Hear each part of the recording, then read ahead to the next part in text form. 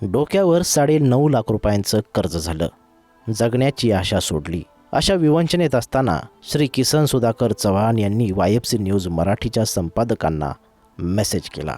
या मेसेजमधून आपण ती बातमी लावली आणि त्यातून जनसामान्यांनी या व्यक्तीला जगण्याचा आधार दिला आणि जवळजवळ 2 लाख रुपयांपर्यंत आर्थिक मदत केली. पण आता सावकारांचं म्हणणं काय? या व्यक्तीची पुढील वाटचाल कशी आहे? किती पैसे देणे मिटवले? या सगळ्याचा आढावा या बातमीतून आपण घेणार आहोत.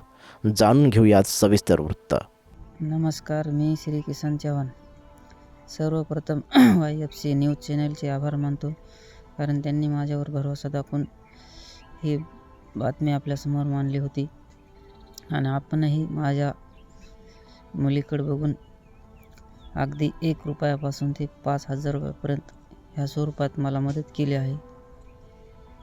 आणि ही आत्तापर्यंत मदत मला जवळपास 2 लाखाच्या पुढे भेटली आहे. हे भेटलेल्या मदतीतून मी एका पतसंस्थेचे 40,000 व एका बँकेचे 3 हप्ते थकले होते ते 34,000 आणि खाजगी 45,000 रुपये दिले आहेत. हे सर्व डिटेल्स चॅनलच्या माध्यमातून आपल्या सर्वांसमोर येणार आहेत. त्यांच्याकडे मी सगळं डिटेल्स देणार आहे. पण आता माझ्याकडे 1 लाख रुपये शिल्लक आहेत आणि खाजगी कर्ज माझ्याकडे 4.5 लाख होतं, त्यातून 50,000 गेले आहेत. आता 4 लाख शिल्लक आहेत. आणि ह्या बातमीमुळं सर्व सावकारांना माहीत झालं आहे की ह्याच्याकडे पैसा आला आहे. पण किती पैसा आला आहे हे चॅनलच्या माध्यमातून आपल्याला समजेल. आता 1 लाख शिल्लक आहेत, पण आता त्यातून मला गाडी घ्यायची आहे. पण सावकार काही दम काढत नाहीत, कारण ते पैसे मागत आहेत.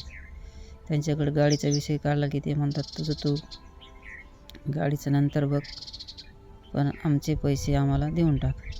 आता ह्याच्यातून आपणच मला मार्गदर्शन करायचं आहे की मी पुढं काय करायला पाहिजे आहे आणि कुठला निर्णय घ्यायला पाहिजे आहे. कारण आपण आत्तापर्यंत खूप सहकार्य केलं आहे आणि इथून पुढं निश्चितच मला चांगलं मार्गदर्शन करतात आणि यातून बाहेर निघण्याचा रस्ता दाखवतात. कारण आपण खूप सहकार्य केलं आहे. आणि काही लोकांनी कमेंट पण केल्या होत्या, अगदी खालच्या पातळीला जाऊन कमेंट केलेल्या आहेत. त्यांना पण मी धन्यवाद देतो. आणि हे जीवन जगताना माझ्याकडून पण काही चुका झालेल्या आहेत, त्या पण मी पुरेपूर सुधारण्याचा प्रयत्न करणार आहे. आणि इथून पुढचं जीवन माझ्या परिवाराला घेऊन चांगल्याच म्हणजे एकदम चांगल्या प्रकारचं जगण्याचा प्रयत्न करणार आहे. कारण आपण सर्वांनी मला एक नवीन जिंदगी दिल्यासारखी दिलेली आहे.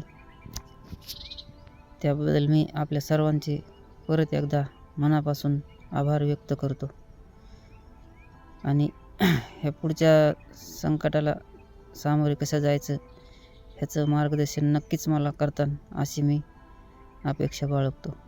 धन्यवाद. ज्या व्यक्तींचे खाजगी देणे अजून बाकी असेल त्या व्यक्तींनी थोडं समजून घेऊन या व्यक्तीला आधार म्हणून त्याच्याकडून एकदम पैसे न घेता थोडे थोडे घ्यावेत. आणि त्या व्यक्तीला पुढील कामासाठी गाडीची आवश्यकता असल्याकारणानं ती गाडी घेण्यास मदत व्हावी म्हणून आपण थोडं सहकार्य करावं. आणखी कुणाला जर मदत करायची असेल तर खाली डिस्क्रिप्शनमध्ये फोनपे नंबर दिलेला आहे. या फोनपे नंबरवरती आपण आर्थिक मदत करू शकता.